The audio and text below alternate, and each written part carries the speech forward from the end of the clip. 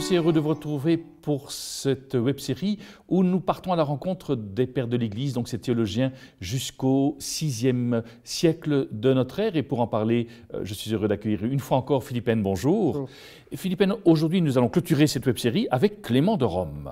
On va commencer par le premier. Oui. Clément de Rome, c'est le premier père de l'Église dont on s'assure de la date, de son endroit, de lieu où il est écrit. Clément de Rome, on le connaît. On le connaît par la prière eucharistique numéro 1. Vous vous souvenez de la prière eucharistique numéro 1? Il y a une liste de noms. Lin-Clé, Clément, Sixte, Corneille, Cyprien. Lin-Clé, Clément, ce sont les trois premiers successeurs de Saint-Pierre. Et donc Clément est le troisième successeur de Saint-Pierre. Il était évêque dans les années 90 et en 97, il a écrit une lettre aux chrétiens de Corinthe. Pourquoi? Parce que les chrétiens de Corinthe ont mis leur curé à la porte. C'est pas malin, c'est pas intelligent comme histoire. Et Clément a voulu faire de cette situation dramatique un véritable traité sur la vie commune. Ce n'est pas évident de vivre ensemble. Comment vit-on ensemble? Tout d'abord, notre premier lieu de vie commune, c'est la famille. Et ça par la procréation. Le deuxième lieu de vie commune, c'est le lieu de travail, avec l'ambition ou la nécessité de travailler. Ensuite, un troisième lieu de vie commune, c'est la nation, le peuple, le pays. C'est l'identité juridique qui joue là. Une paroisse, ce n'est pas ça. Une paroisse, ce n'est pas une famille. Ce n'est pas un lieu de travail, ce n'est pas une société. Une communauté religieuse non plus. Et donc, il a cette révolution des premières églises de vivre ensemble indépendamment des liens familiaux, politiques ou nationaux. Et il faut retrouver les raisons pour lesquelles on vit ensemble.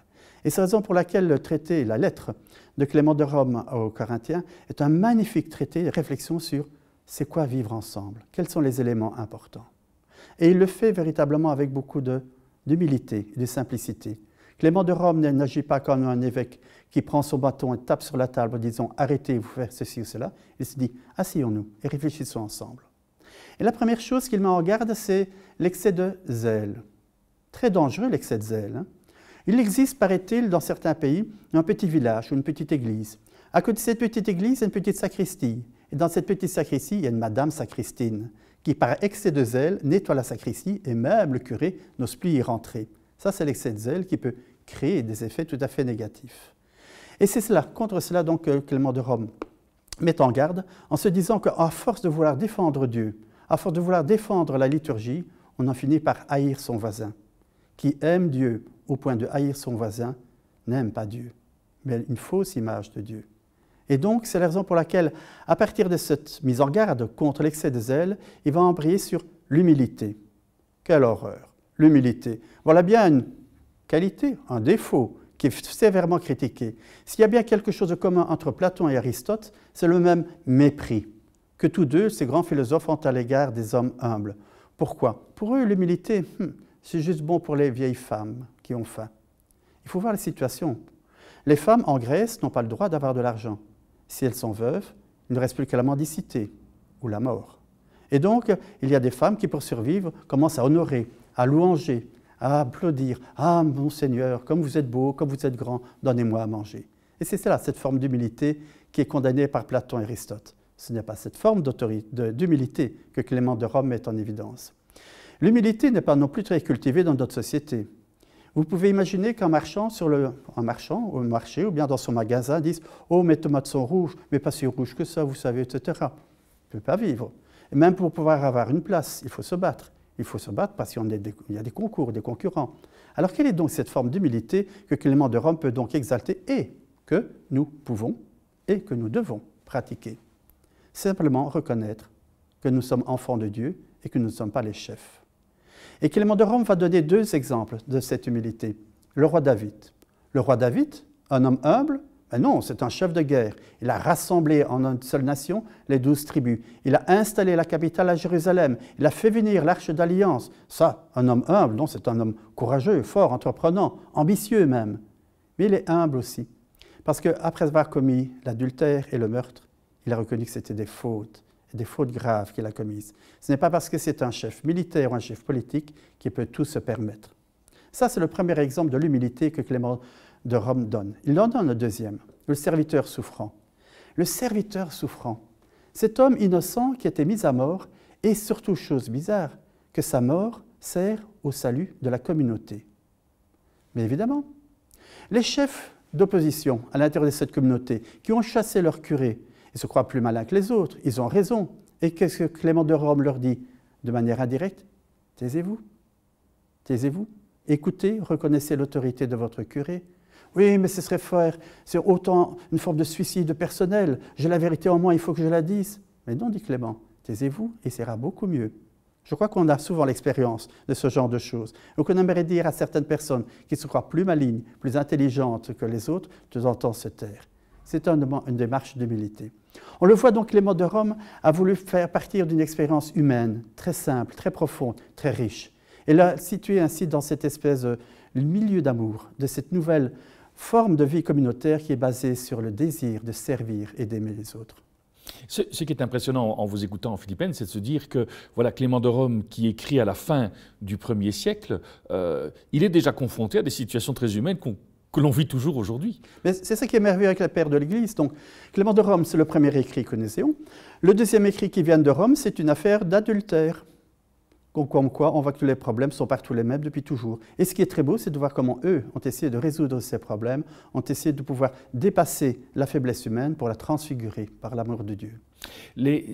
Cette lettre, vous avez parlé, donc, écrite à l'église de Corinthe, c'est la seule lettre qu'on a de lui? C'est le seul écrit qu'on a de Clément de Rome, ou bien est-ce qu'il écrit d'autres choses? Alors, cette lettre de Clément de Rome a été accompagnée par une deuxième lettre, qu'on appelle ceci, mais maintenant c'est que c'est une homélie. Que s'est-il passé? Cette lettre, donc, c'est Clément de Rome, il écrit une lettre de réprimande, quand même, à la communauté de Corinthe. Alors, comment a-t-elle été accueillie? Que se passe-t-il? Si jamais je reçois une lettre d'une paroisse quelconque en disant « Vous savez, mon père, ce n'est pas très intelligent ce que vous faites. » Je regarde qui me l'a écrit, et si ce n'est pas le provincial ou le supérieur ou un évêque, je n'entendrai pas ce compte. Ici, non. Ici, non. Donc, en 180, l'évêque de Denis de Corinthe écrit à l'évêque de Rome en disant « Vous savez, nous avons bien reçu votre lettre et nous l'avons lue comme nous le faisons toujours avec la lettre de Clément de Rome, car nous la lisons tous les dimanches, non seulement à Corinthe, mais dans l'ensemble de la Grèce. » Donc l'Église de Corinthe a reconnu la beauté de cette lettre et l'a recopiée et l'a lue et l'a continué à la lire. Elle l'a même diffusée. Pourquoi? On trouve au IVe siècle, en Égypte, on trouve un lectionnaire, donc des livres de l'Ancien et Nouveau Testament, avec en plus la lettre de Clément de Rome et une deuxième lettre de Clément de Rome, qui n'est pas de Clément de Rome. Que s'est-il passé? Probablement, les chrétiens de Corinthe ont voulu envoyer ainsi un texte. Vous savez, on a reçu un très beau texte de l'évêque de Rome, je vous l'envoie. Lisez-le, vous les chrétiens d'Alexandrie. Et d'ailleurs, avec cela, on a ajouté une très belle homélie qui est en même temps. Et les Égyptiens, les chrétiens d'Égypte ont reçu cela, et on s'est dit, tiens, voilà, c'est la première lettre de Clément de Rome, et c'est la deuxième, mais qui n'est pas de Clément de Rome. Et une autre histoire qui est très jolie aussi, c'est une histoire apocryphe. À partir du IIe siècle, on a raconté les voyages de Clément de Rome. Que s'est-il passé? Voilà que Clément de Rome et Saint-Pierre ont été arrêtés, jetés en prison, et leur famille a été dispersée. Ils ont pu être libérés, mais alors que Clément de Rome voulait retrouver sa femme et ses enfants, et Saint-Pierre également, puisqu'il avait une belle-mère. Et donc il se promène ainsi autour de la mer Méditerranée. Et Saint-Pierre donne tout son enseignement à Clément de Rome, qui en profite d'une certaine manière. C'est donc une espèce de théologie judéo-chrétienne qui est inspirée ainsi. Ça signale encore une fois toute l'autorité dont Clément de Rome jouissait, et aussi, je dirais, tout ce désir, cette passion qu'avaient les premiers chrétiens de mieux comprendre comment vivre tous les jours, dans la vie de tous les jours, cette vie de chrétien. Tous les jours, donc c'est cette espèce de se dire voilà, que quelque part la vie de chrétien, ce n'est pas simplement le dimanche quand on célèbre, mais c'est quelque part qu'elle s'enracine dans le vécu quotidien. C'est vraiment ça le message central de sa lettre à l'église de Corinthe. Certainement, et puis deuxièmement, il y a un élément très intéressant, c'est que brutalement, il parle de l'hospitalité. Que vient faire le problème de l'hospitalité lorsqu'on met à la porte son curé? Ça n'a rien à voir, ou bien ça a à voir. Peut-être que ce curé ou cet évêque de Corinthe ne venait pas de Corinthe, venait d'ailleurs, et qu'il a été mal accueilli parce qu'il présentait une façon d'aimer, de croire et de servir Dieu qui ne convenait pas aux Corinthiens qui avaient leurs petites habitudes. Et là aussi, ça nous met en garde toute une idéalisation de notre propre sentiment que nous avons de Dieu. Certes, nous avons une idée juste, une idée vraie de Jésus-Christ au plus profond de nous-mêmes, mais c'est une image partielle, parce que Dieu est beaucoup plus grand que cela. Et c'est une image partiale également, parce que mon voisin, mon frère au couvent, il a aussi une perception de Jésus-Christ qui est vraie, qui est juste, mais qui est différente de la mienne. Et c'est la raison pour laquelle nous, en communauté, nous devons nous nourrir les uns les autres. Qui est Jésus-Christ pour toi? Apprends-moi, de façon à ce que je vois plus profondément dans ma propre expérience de Christ qui il est. Et probablement que la question qui était posée pour les chrétiens de Corinthe, c'était la résurrection des morts, résurrection des corps. Pourquoi? Parce que brutalement, voilà que Clément de Rome se met à parler de la résurrection des corps. Qu'est-ce que ça a à voir encore d'une affaire de discipline? Probablement que c'est la raison de cette dispute. On se souvient que pour les Grecs, il n'y a pas de résurrection, surtout pas de résurrection des corps. On se souvient que saint Paul s'est fait chahuter, huer à Athènes lorsqu'il a évoqué cette semaine de la résurrection. C'est peut-être la raison pour laquelle ils sont disputés. Peut-être que cet évêque ou ce prêtre qui est arrivé à Corinthe venait de la tradition orientale et qui était fermement convaincu de la résurrection de Jésus-Christ et de notre résurrection, mais que les chrétiens de Corinthe ont dit « c'est absurde, c'est pas possible ».